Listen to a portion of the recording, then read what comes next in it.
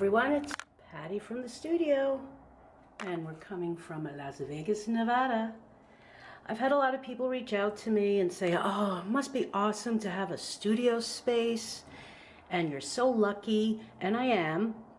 When I grow up someday, I want to have like a real big space, but I wanted to just take a minute and show you my little mobile studio. It's taken about 3 years to compile out here in Vegas, and I thought you might want to take a look, and there's some tricks and hints from a budget perspective, excluding the craft supplies. Those don't count. So my glamorous studio is in our garage. My husband nicely gave up about 7 feet of space. So I just wanted to kind of show you what you can also do in not a huge amount of space for any crafting you like to do or gift wrapping. And again, it's like 7 feet across. And I have a lot of stuff that's portable and on wheels, because with the temperatures out here, I don't like to keep a lot of the paints and things in the garage when I'm not here for a while. So I just want to kind of show you a couple of elements. First thing is this awesome cart from Michaels. I believe was $29, but check, Michaels always has coupons.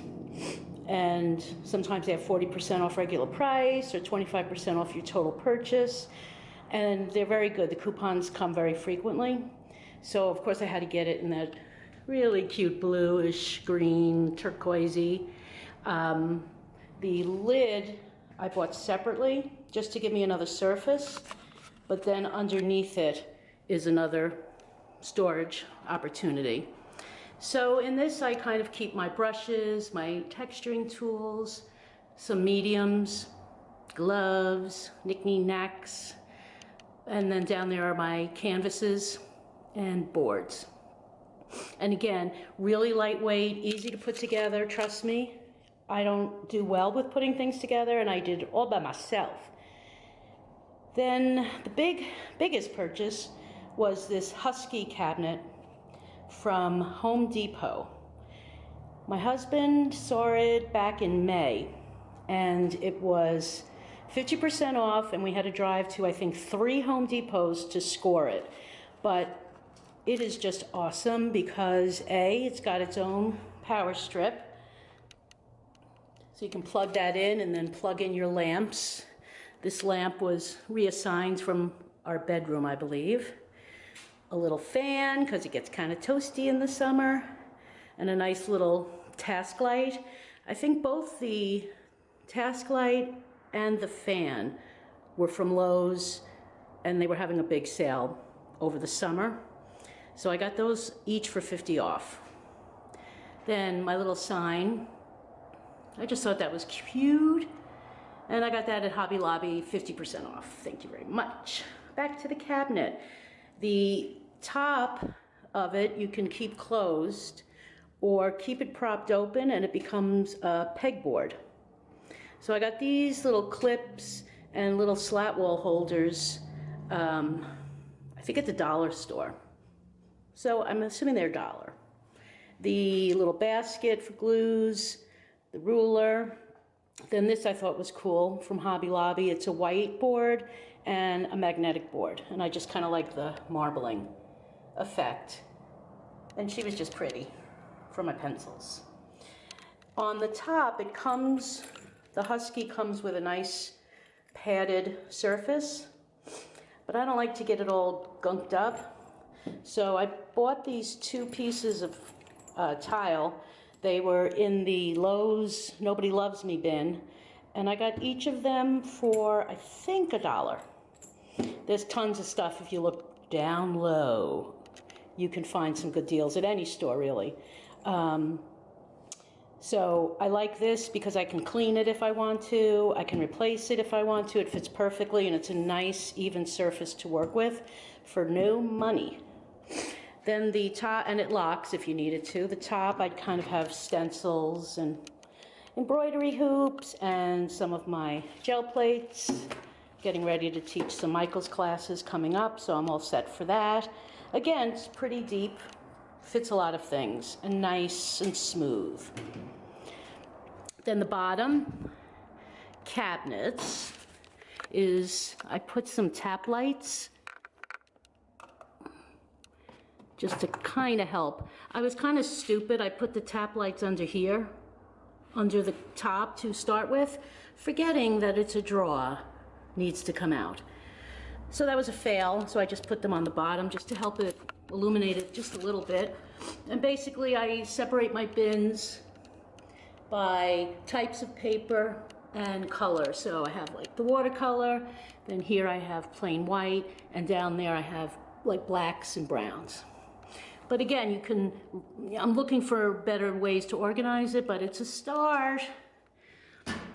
Then my little floor mat, which just helps standing on concrete, was the end of summer, Hobby Lobby, and I think I got that for about $5. So that was exciting. Then on this trip, I picked up this very inexpensive plastic, not fancy, shelving system. And I've come to realize that when manufacturers say easy to assemble, they lie sometimes. So it looks so self-explanatory, but it wasn't that easy. So I went on Google and YouTube, you know, YouTube for Dummies, and found how to kind of put it together. It was opposite of what I had thought. So just to spruce it up a little bit, I purchased this contact paper. It was discontinued in the clearance bin at Lowe's for $2 for a full roll unopened. Then one of my other favorite places to shop is Goodwill. And I've been getting some really interesting finds at the Goodwill here, at thrift stores at home. Just want to give a shout out to the Crazy Lamp Lady. Check out her YouTube channel. She finds really interesting things and she is very forthcoming in showing you what to look for. And I actually found a plate at this Goodwill that I'm going to be putting up on eBay. But anyway, all the different containers you see, the straw basket, the colander, kind of that pie plate. I don't cook or bake, so I'm guessing that's what it's for. Then just a couple little bins. And I, again, try to separate things. So these would be my neutrals. These are blues and reds and greens. I don't have as many supplies out here because I'm not here enough to justify it quite yet. Again, some paint sticks I like to use for printing, and it just was a really cute little pineapple dish. Those are my larger paints. The colander has rubber stamps, ink pads. And then down here we have more of my brushes, some river rocks, and some other wood pieces. And then on the bottom, the bookend, was only one, got that at Goodwill. And then a couple of the books I also got at Goodwill, but the majority of these books were from the used bookstore at the Clark County Public Library. They were $1 each, and I had to stop myself from getting more. I like to use them for different papers for printing. They create a nice texture. And again, the shelving is not fancy, but it does the trick. So I think that's it. I know it's very fancy with the water heater. We had some damage over the summer, so we had to get new concrete in here, and we have to paint it. I say we, you know, probably him, not we. But I just wanted to show you what you can accomplish in literally 7 feet of space. Things are portable, so you can put them away. This setup would also work well. I see a lot of people using closets for little spaces. And again, whether you're a painter or a needle person, gift wrapping, whatever you love to do that's like a DIY, I just think this is a really easy setup. Gives me a lot of space in not a lot of space. And I didn't break the bank.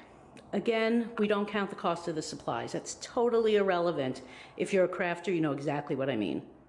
So thanks for watching. I hope you found it interesting, and please comment, like, all that fun stuff. I would appreciate it.